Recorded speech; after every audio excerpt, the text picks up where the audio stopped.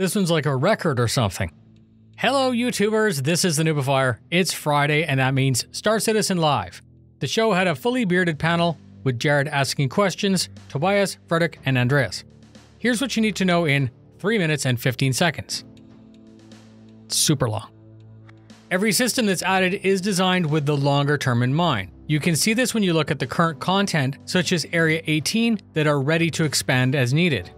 The individual stations are procedural, and chat asked if in the future we could have an interior map for us to help with interior navigation. This will come after a new tool is developed that can automate this. I did a video about this exact subject, and yes, that's a shameless plug. They want to add very long transportation in the future to link up major cities with rail or bus service, but that's a want and wasn't confirmed.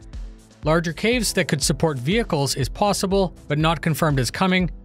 Many layers are intertwined within Star Citizen, which is apparent when they mentioned their need to consider the player-actor system when designing locations. For example, if they made a dark cave, the designers may want to add lava or some other light source, but that could have huge implications on that new environment, as players would need to consider their gear.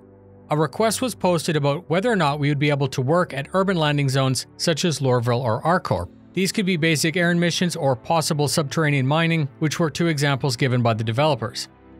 There was supposed to be a secret shady entrance at Lorville, and this might still be added once the supporting criminal gameplay is implemented, which will allow for it. The no-fly zones over New Babbage seem to be more relaxed than over Lorville, but they didn't confirm that a total rework of everything was planned. We were then reminded that not all locations are meant to offer everything. Each place is themed, and the features that they offer are dialed in to portray that theme.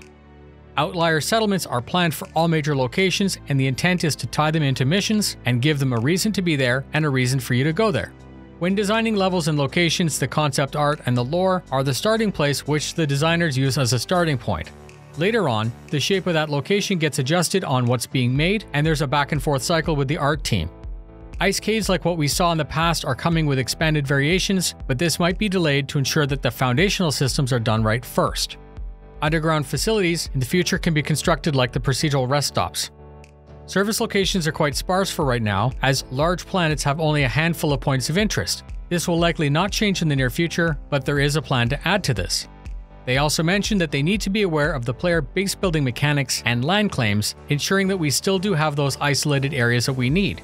Major landing zones are unlike rest stops in that they're mainly custom and built by hand. These are the hero-level locations, but the surrounding areas might still be procedural.